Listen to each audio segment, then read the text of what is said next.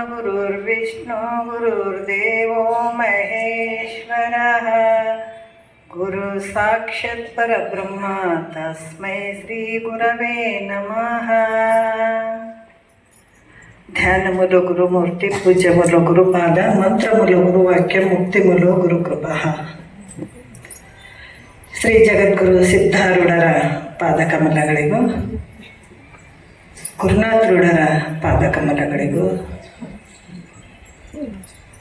ದೊಡ್ಡ ಶಿವಪುತ್ರಪ್ಪ ಗುರುಗಳ ಪಾದಕಮಲಗಳಿಗೂ ಶ್ರೋತ್ರಿಯ ಬ್ರಹ್ಮನಿಷ್ಠ ಸದ್ಗುರು ಅಭಿನವ ಶಿವಪುತ್ರ ಗುರುಗಳ ಪಾದಕಮಲಗಳಿಗೂ ಅವರೆಲ್ಲರ ಪ್ರತಿರೂಪವಾದಂತಹ ಅಭಿನವ ಶ್ರೋತ್ರಿಯ ಬ್ರಹ್ಮನಿಷ್ಠ ಸದ್ಗುರು ಸಿದ್ಧಾರೂಢರ ಪಾದಕಮಲಗಳಿಗೂ ನನ್ನ ದೀರ್ಘದಂಡ ಪ್ರಣಾಮಗಳನ್ನು ಸಲ್ಲಿಸುತ್ತಾ, ಶ್ರೋತ್ರಿಯ ಬ್ರಹ್ಮನಿಷ್ಠ ಸದ್ಗುರು ಬಸವಾನಂದರ ಪಾದಕಮಲಗಳಿಗೂ ಅವರ ಪ್ರತಿರೂಪದಂಥ ನಿಜಗುಣಪ್ಪನವರ ಪಾದಕಮಲಗಳಿಗೂ ನನ್ನ ದೀರ್ಘದಂಡ ಪ್ರಣಾಮಗಳನ್ನು ಸಲ್ಲಿಸುತ್ತಾ, ಸದ್ಗುರು ಮಾರ್ಕಂಡ ಸಾಬಾಯಿ ಸದ್ಗುರುಗಳ ಪಾದಕಮಲಗಳಿಗೂ ಹಾಗೂ ರಾಯಪ್ಪ ಸದ್ಗುರುಗಳ ಪಾದಕಮಲಗಳಿಗೂ ನನ್ನ ದೀರ್ಘದಂಡ ಪ್ರಣಾಮಗಳನ್ನು ಸಲ್ಲಿಸುತ್ತಾ, ಗುರು ಸ್ವರೂಪರಾದಂತಹ ನನ್ನ ಪತಿದೇವರಿಗೂ ಕೂಡ ನನ್ನ ದೀರ್ಘದಂಡ ಪ್ರಣಾಮಗಳನ್ನು ಸಲ್ಲಿಸುತ್ತಾ, ವೇದಿಕೆಯ ಮೇಲೆ ಆಸೀನರಾದಂಥ ಎಲ್ಲ ಪರಮ ಪೂಜ್ಯರ ಪಾದಕಮಲಗಳಿಗೂ ನನ್ನ ದೀರ್ಘದಂಡ ಪ್ರಣಾಮಗಳನ್ನು ಸಲ್ಲಿಸುತ್ತಾ, ಮನದಲ್ಲಿ ಸ್ಮರಿಸಿಕೊಳ್ಳುತ್ತಾ, ತಮ್ಮೆಲ್ಲರಿಗೂ ವಂದಿಸುತ್ತಾ,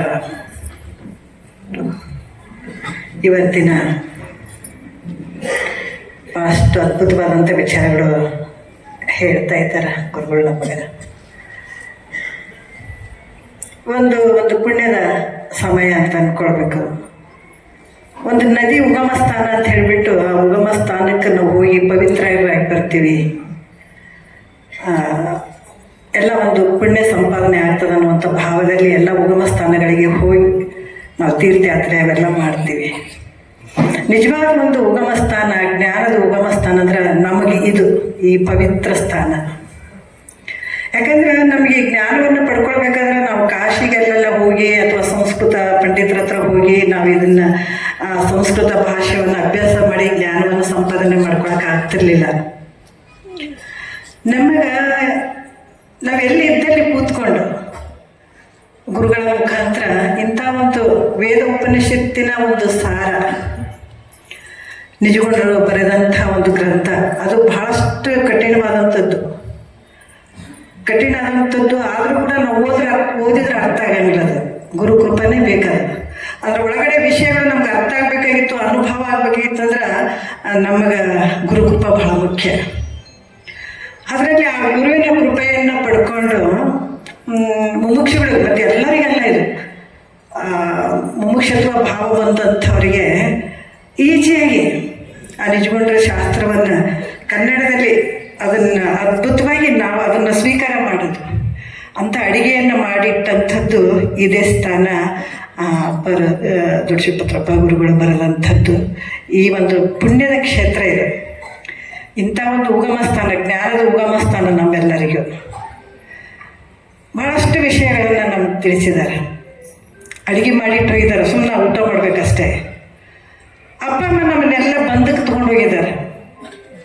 ಅದು ಮಾಡಿದ್ರು ಚಲೋ, ಇದು ಮಾಡಿದ್ರು ಚಲೋ, ಒಂದು 4 ಮನೆ ಕಟ್ಟಿದ್ರೆ ಚಲೋ, 4 ಕಾರ್ ತೊಗೊಂಡ್ರೆ ಚಲೋ, ಅದನ್ನು ಮಾಡಿರಿ, ಸುಮ್ಮನೆ ಕಾಲ ಯಾಕೆ ಕಳೀತೀರಿ, ಆ ಕೆಲಸ ಮಾಡಿರಿ, ಈ ಕೆಲಸ ಮಾಡಿ, ಭಾಳಷ್ಟು ಬಂದಕ್ಕೆ ತೊಗೊಂಡು ಹೋಗ್ತಾರೆ. ಅದ್ರ ಕೊನೆಗೆ ನಮಗೇನು ಅದರಿಂದ ಭಾಳ ದುಃಖನೇ.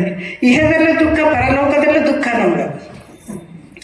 ಅದರ ಮಹಾತ್ಮರು ನೋಡ್ರಿ, ಅಂದು ಹಿಂದೆನ್ನದೆ ಬಂದನ ಕಳಿಯೋ ತಂದೆ ಮಾತಂಡರ ಪಾದವ ಬಿಡಿಯೋ, ಬಂದದ ವೈದ್ಯ ಶ್ರೀ ಗುರುವಿನ ಅರಿಯೋ, ಸಂಸಾರ ತಿಳಿಯೋ ನೀ ಕನಸಿನ ಪರಿಯೋ. ಸದ್ಗುರುನಾಥ ಮಾತ್ರ ನಮ್ಮನ್ನು ಈ ಭವರೋಗ, ನಾವು ಅಂದ್ಕೊಂಡಿದ್ವಿ ನಮಗೆಲ್ಲ ಮನೆಯದೆಲ್ಲ ಐತಪ್ಪ, ನಮ್ಗೆ ದುಡ್ಡು ಐತೆ, ಆಸ್ತಿ ಐತೆ ಅಂತ ನಾವು ಆರಾಮಾಗಿದ್ದೀವಿ ಅಂತ ತಿಳ್ಕೊಂಡಿದ್ದೀವಿ. ನಿಜವಾಗಿ ನಾವು ಆರಾಮದೀವಿ ಏನಂದ್ರೆ ಖಂಡಿತ ಇಲ್ಲ. ಭಾಳಷ್ಟು ಒಂದು ಭವರೋಗ ಅನ್ನುವಂಥದ್ದು ನಮ್ಮ ಮನಸ್ಸಿನಲ್ಲಿ ಭಾಳಷ್ಟು ದೊಡ್ಡ ರೋಗ ಐತ್ರಿ. ನಾವು ನೋಡುವಂಥದ್ದೆಲ್ಲ ಸತ್ಯ ಅಂತ ತಿಳ್ಕೊಂಡಿದ್ದೀವಿ. ಅದಕ್ಕೆ ಮಹಾತ್ಮರು ಹೇಳ್ತಾರೆ, ತಂದೆ ತಾಯಿ ಬಂದಕ್ಕೆ ಗುರಿ ಮಾಡಿದ್ರೆ ಮಹಾತ್ಮರು ಏನು ಮಾಡ್ತಾ ಇದ್ದಾರೆ, ಸುಮ್ಮನೆ ಕಾಲವನ್ನು ಕಳೆದು ಸಾವುದು ಉಚಿತವೇ. ಇದು ಕೈವಲ್ಯ ಪದ್ಧತಿ ಒಳಗೆ ಜೀವ ಸಂಬೋಧನಾ ಸ್ಥಳದ 2ನೇ ಪದ ಇದು. ಅವೆಷ್ಟು ಅದ್ಭುತವಾಗಿ ಸನ್ನಿಧಾನದಲ್ಲೇ ಅರ್ಥ ಆಗ್ತದೆ, ಉತ್ತರ ಸಿಗ್ಬೇಕಾದ್ರೆ ಇಲ್ಲೇ ಸಿಗ್ತದೆ. ಮತ್ತು ಪ್ರಶ್ನೆನೇ ಅರ್ಥ ಆಗಿಲ್ಲ, ಬೇರೆ ಬೇರೆ ಯಾಕಷ್ಟು ಜನ ನಮಗೆ ಇಲ್ಲಿ ಬರ್ತಾ ಇಲ್ಲ, ಇಂಥ ಒಂದು ಮಹಾತ್ಮರ ಒಂದು ಕ್ಷೇತ್ರಕ್ಕೆ ಬರ್ತಾ ಇಲ್ಲ, ಅವ್ರ ವಿಚಾರಗಳು ನಮ್ಗೆ ಯಾಕೆ ಅವರು ತಿಳ್ಕೊಳ್ಬೇಕನ್ನುವಂಥ ಭಾವ ಬರ್ತಾ ಇಲ್ಲ ಅಂತಂದ್ರೆ ಅವ್ರಿಗೆ ಪ್ರಶ್ನೆನೇ ಅರ್ಥ ಆಗಿಲ್ಲ. ಯಾಕೆ ಪ್ರಶ್ನೆ ಅರ್ಥ ಆದರೆ ಉತ್ತರ ಬರಲಿಕ್ಕೆ ಸಾಧ್ಯ ಅದ, ಪ್ರಶ್ನೆನೇ ಅರ್ಥ ಆಗಲಿಲ್ಲ ಅಂದರೆ ಎಲ್ಲಿ ಉತ್ತರ ಬರೋಕ್ಕೆ ಸಾಧ್ಯ ಅದ. ಅದಕ್ಕೆ ಗುರು ಮುಖಾಂತರ ನಮ್ಗೆ ಗೊತ್ತಾಗ್ತದ ಸುಮ್ಮನೆ ಕಾಲವನ್ನು ಕಳೆದು ಸಾವುದು ಚಿತ್ತ. ಅಯ್ಯೋ ಮತ್ತೆ ಸುಮ್ಮನೆ ನಾವೇನು ಕಳೆದಿದ್ದೀವಿ, ಸಂಸಾರ ಚಂದ ಮಾಡಿದ್ದೀವಲ್ಲ, ನಾವೆಲ್ಲ ಅನ್ಕೊಳ್ಬೋದು ಸಂಸಾರ ಭಾಳ ಚಂದ ಮಾಡಕತ್ತೀವಿ, ಮಹಾತ್ಮರು ನೋಡಿದ್ರೆ ಬರೀ ಸುಮ್ಮನೆ ಕಾಲವನ್ನು ಕಳೆದು ಸಾವುದು ಚಿತ್ತವೇ ಅಂತ ಹೇಳಕತ್ತಾರಲ್ಲ ಅಂತ ಭಾಳಷ್ಟು ಅಂದ್ಕೊಳ್ಬೋದು ನಾವು. ನಿಜ ಅದಕ್ಕೆ ಹೇಳ್ತಾರೆ, ನಾವು ಯಾವ ರೀತಿಯಿಂದ ಯಮನ ಒಂದು ಬಾಧೆಗೆ ಗುರಿಯಾಗುವಂಥದ್ದು. ಈಗ ವೇದಗಳಲ್ಲಿ ಕೂಡ ಕರ್ಮ ಉಪಾಸನೆ ಜ್ಞಾನದ ಬಗ್ಗೆ ಬರ್ತದೆ. ನಿನ್ಗೆ ಯಾವತ್ತು ಬೇಕು ಅದನ್ನು ಮಾಡು, ಕರ್ಮರ ಮಾಡು, ಉಪಾಸನರ ಮಾಡು, ಜ್ಞಾನನ ಮಾಡು, ಸುಮ್ಮನೆ ಕಾಲ ಕಳಿಬೇಡ. ಯಾಕಂದ್ರೆ ನೀವು ಬಂದ ದಾರಿ ಹಿಂದೆ ನೋಡು, ಎಷ್ಟು ಜನ್ಮಗಳಲ್ಲಿ 84 ಲಕ್ಷ ಜೀವರಾಶಿಯಿಂದ ಎಂತೆಂಥ ಶರೀರವನ್ನು ತಗೊಂಡು ಬಂದಿದೆ, ಅದನ್ನು ವಿಚಾರ ಮಾಡಿ. ಅವ್ರು ಹೇಳ್ತಾರೆ, ಕೆಲವು ವಿಚಾರಗಳು ಹೇಳ್ತಾರೆ, ನಿಜವಾಗಿ ಒಬ್ಬ ರಾಜರಾದಂಥ ನಿಜಗುಂಡ್ರು ಕೂಡ ಭಯ ಮಾಡ್ಕೊಂಡ್ಬಿಟ್ರು, ನಿದ್ರೆ ಬಾರದಿದೆ ಎನ್ನ ಪರಿಭವ ದುಃಖ ಸಮುದ್ರವೆನಿಸುವ ಸಾಯಸವ ನೆನೆದು ಅಂತ ಹೇಳಿದಾರೆ ಅವರು. ನಿದ್ರೆ ಬರ್ತಾ ಇಲ್ಲ. ಇದು ಭವರೋಗ ಅಂದ್ರೆ ಎಂಥ ರೋಗ ಇದು, ಅಪರೂಪಕ್ಕೆ ಮಾನವ ಜನ್ಮ ಬಂದದ, ನರ ಜನ್ಮದಿಂದ ದಿಶೆದೋಡು ಮಿಗಿಲುಂಟೆ ಅಂತ ಹೇಳಿದಾರೆ. ಅಪರೂಪಕ್ಕೆ ಬಂದಂಥದ್ದು. ತಾನು ಹಿಂಗೆ ರಾಜ್ಯಭಾರ ಮಾಡ್ಕೊಂಡು ಈ ಜನ್ಮ ಇಷ್ಟೇ ಮುಗಿಸ್ಕೊಂಡೋದ್ರೆ ಮುಂದಿನ ಗತಿ ಏನು? ಅದಕ್ಕೆ ಬಾಲಕ ತರುಣ ಜರಜೀರ್ಣ ರೂಪಾಗಿ ಮೇಲೆ ನರಕಿಯಾಗಿ ಬಳಿಕಿ ಕ್ರಮದೋಳು ತಾಳಲಾರೆನು ತನುವನು ಶಂಭುಲಿಂಗವೇ ಪಾಲಿಸಿದ್ದರಿಗೆ ಭಿನ್ನೈಪಿ ಭೀತಿಯೋಳು ಅಂತ ಹೇಳಿದ್ದಾರೆ. ಎಷ್ಟು ಸಂಪತ್ತಿದ್ರು ಕೂಡ ನಾವು ಅನುಭವಿಸ್ತೀವಿ, ಆದ್ರೆ ಇಷ್ಟಿಗೆ ಮುಗಿತೇನೆ ಇದು ದುಃಖ ಇಲ್ಲ, ಮುಗಿಲಿಲ್ಲ. ಅದಕ್ಕೆ ಬಾಲಕ ತರುಣ ಜರಜೀರ್ಣ ರೂಪಾಗಿ ಮೇಲೆ ನರಕಿಯಾಗಿ ಅಂತ ಹೇಳಿದ್ದಾರೆ. ಇಷ್ಟೆಲ್ಲ ಮುಗಿಸ್ಕೊಂಡ್ರು ಕೂಡ ಮುಂದಕ್ಕೆ ಹಾಕೊಂಡು ಕುಂತದು. ನಾ ಎಷ್ಟು ವೈಭೋಗದಿಂದ ಆರಾಮಾಗಿ ಜೀವನ ಕಳೀತಾ ಇದ್ದೀವಿ ಅಂತ ನಾವು ಅನ್ಕೊಂಡ್ರು ಕೂಡ ಮುಂದೆ ಚೆನ್ನಾಗಿ ಏನು ಯಮಧರ್ಮನ ಒಂದು ಶಿಕ್ಷೆ ಗುರಿಯಾಗುವಂಥದ್ದು ಆಗಿರ್ಬೋದು. ಬಹಳಷ್ಟು ದುಃಖ ಮುಂದೆ ನರಕ ಅನ್ನುವಂಥದ್ದು ಕಳ್ಕೊಂಡ್ಕೊಂಡಿರ್ತದೆ. ಅದಕ್ಕೆ ಹಿಂದೆ ಬರುವಂಥದ್ದು ಎಷ್ಟು ಜನ್ಮಗಳನ್ನು ಬಿಟ್ಟು ಬಂದಿದೆ. ಧರೆಯನ್ನೆಲ್ಲವನ್ನು ಸಣ್ಣಿಸಿ ಧೂಳಿ ಮಾಡಲ್ ಪರಮಾಣುಗಳಲ್ಲಿ ತೆನಿತು ದೇಹವನ್ನು ಧರಿಸಿ ತೊಂದೊಂದು ಜೀವನ ಬಸರೊಳು ಬಂದು ಮರಳಿ ನೀನತ್ತೆ ತಿರುಗದಂತೆ ರಚಿಸದೆ ಅಂತ ಹೇಳಿದ್ದಾರೆ. ಅಷ್ಟು ಶರೀರಗಳನ್ನು ಬರೀ ಬೆಳಗ್ಗೆ ಹುಟ್ಟದೆ ಸಂಜೆ ತನ್ನ ಊಟ ಮಾಡಕ್ಕೆ ಬೇಸರ ಬಂದದ್ರಿ, ಮುಂಜಾನೆ ತಿಂದದ್ದೇ ತಿಂದಿ. ನಾವು ಹುಟ್ಟಂತ ಸೀರೆ ನೋಡ್ರಿ, ಇವತ್ತು ಉಟ್ಕೊಂಡ್ರೆ ಇನ್ನೊಂದು 2-3 ಸಲ ಉಟ್ಕೊಂಡಿವಿ, ಮೊನ್ನೆ ಭಾಳಷ್ಟು ಉಟ್ಕೊಂಡಿವಿ ಬಿಡ್ರಿ, ಅದನ್ನು ತೊಗೊಂಡು ನಾವೇನು ಮಾಡೋದು ಅಂತೀವಿ. ಇಂಥದಕ್ಕೆಲ್ಲ ಬೇಸರ ಮಾಡ್ಕೊಳ್ಳೋಂಥ ಮನುಷ್ಯ ಎಷ್ಟು ಜನ್ಮ ತಿರುಗಿ ಬಂದಿದ್ದೇನಲ್ಲ, ಅದು ಧರೆಯನ್ನೆಲ್ಲವನ್ನು ಸಣ್ಣಿಸಿ ಧೂಳಿ ಮಾಡಲ್ಲ ಅಂತ ಹೇಳಿದಾರೆ ಅವರು. ಈ ಭೂಮಿಯನ್ನು ಪುಡಿ ಮಾಡಿ ಒಂದು ಸಣ್ಣ ಕಣ ಅಷ್ಟು ಶರೀರಗಳನ್ನು ತೊಟ್ಟುಕೊಂಡು ಬಂದರೂ ಕೂಡ ಅಪ್ಪಿ ಒಂದು ಪುಣ್ಯದ ಫಲವಾಗಿ ಶರೀರ ಬಂದ್ಬಿಟ್ಟಾರೆ. ಅಪರೂಪಕ್ಕೆ ಬಂದಿದೆ. ಯಾಕಂದ್ರೆ ಉದ್ಭಿಜ, ಸ್ವೇದಜ, ಅಂಡಜ, ಜರಾಜ 4 ಜೀವಗಳು ನಮ್ಮ ಕಣ್ಮುಂದೆ ಅದಾವ. ಪ್ರಾಕ್ಟಿಕಲ್ ಆಗಿ ಭಗವಂತ ನಮಗೇನು ಪ್ರಾಕ್ಟಿಕಲ್ ಆಗಿ ಜಗತ್ತು ತೋರಿಸ್ಬಿಟ್ಟಿದ್ದಾನೆ. ಜೀವಿಗಳು ನೋಡಿ, ಎಷ್ಟೆಷ್ಟು ಜೀವಿಗಳು ತಮ್ಮ ಒಂದು ಭೋಗದ ಶರೀರಗಳು ಬಂದಿದ್ದಾವೆ, ಅದ್ರಾಗ ನೀನು ಹುಟ್ಟಿ ಬಂದಿದೆ. ಈಗ ಅಪರೂಪಕ್ಕೆ ಮಾನವ ಶರೀರ ಬಂದಿದೆ. ಯಾಕಂದ್ರೆ ಅದ್ಭುತವಾದಂಥ ಮಾನವ ಶರೀರ, ಇದರಿಂದಲೇ ನಾವು ಪಡ್ಕೊಳ್ಬೇಕಾಗಿದೆ.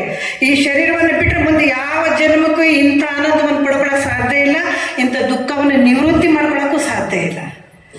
ಹಾಗಾಗಿ ಅವ್ರು ಹೇಳ್ತಾರ, ಅಷ್ಟೆಲ್ಲ ಶರೀರಗಳನ್ನು ಬಿಟ್ಟು ಬಂದಿದಲ್ಲ, ಇವಾಗ ನಿನಗೆ ಎಚ್ಚರಿಕೆ ಇಲ್ಲ.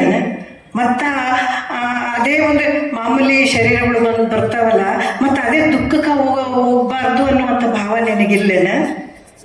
ಅದಕ್ಕೆ ಹೇಳ್ತಾರೆ, ವರ್ತಮಾನ ಕಾಲದಾಗ ಕೂಡ ಏನು ಸುಖದಿಂದ ಇದೆ ನೀನು, ಇಷ್ಟು ಮೈ ಮತ್ತೆ ಜೀವನ ಮಾಡ್ತೀಯಲ್ಲ, ಇವಾಗ ಏನು ಸುಖದಿಂದ ಇದೆ ನೀನು?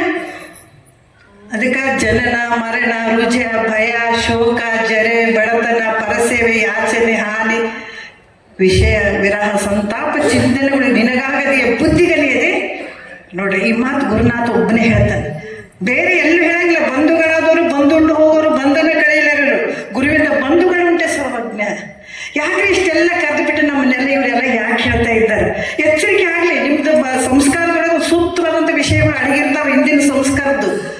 ಯಾರಾದ್ರೂ ಇಂಥ ಮುಕ್ತ ಆಗಬೇಕು, ಇದನ್ನು ಪಡ್ಕೊಳ್ಬೇಕು, ಯಾರಿಗಾದ್ರೂ ಈ ವಿಷಯಗಳು ಟಚ್ ಆಗ್ತದೆ ನನ್ನ ಹಾರ್ಟಿಗೆ ಅಂತ ಹೇಳ್ಬಿಟ್ಟು ಮಹಾತ್ಮರ ಕರುಣಾಮಯಿಗಳು.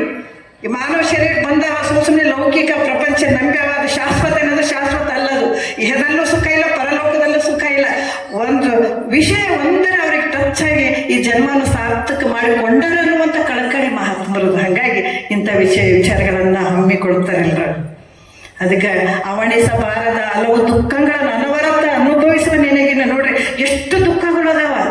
ಅಷ್ಟಿದ್ರೂ ಕೂಡ ಮತ್ತಿದನ್ನ ನನ್ನ ಬಿಡುಗಡೆ ಮಾಡ್ಕೊಳ್ಬೇಕಿಂತ ದುಃಖದಿಂದ ಬಿಡುಗಡೆ ಮಾಡ್ಕೊಳ್ಬೇಕಾಗಿತ್ತಂದ್ರೆ ಸದ್ಗುರುನಾಥನ ವಾಕ್ಯಗಳಿಂದ ಅದಕ್ಕೆ ಬೆಳಗ್ಗೆ ಕೂಡ ಇಟ್ಟಿದ್ದಾರೆ. ಶ್ರೀ ಗುರು ವಚನೋಪದೇಶವನ್ನು ಆಲಿಸಿದಾಗ ಲಹುತು ನರರಿಗೆ ಮುಕ್ತಿ ಅನ್ನೋದ್ರಾಗ ಅಲ್ಲಿ ಬಹಳಷ್ಟು ವಿಚಾರಗಳನ್ನು ಹೇಳಿದ್ರು. ಶಿವನ ಒಂದು ಕರುಣೆ ಪಡ್ಕೊಳ್ಳುವಂಥದ್ದು ಮತ್ತೆ ತಿರ್ಗಾ ಈ ಕೆಲಸವನ್ನು ಮಾಡ್ಕೊಳ್ಳುವಂಥದ್ದು. ಅದಕ್ಕೆ ಅವಣಿಸಬಾರದ ಹಲವು ದುಃಖಗಳು, ಬಹಳಷ್ಟು ದುಃಖಗಳು ಅದಾವ.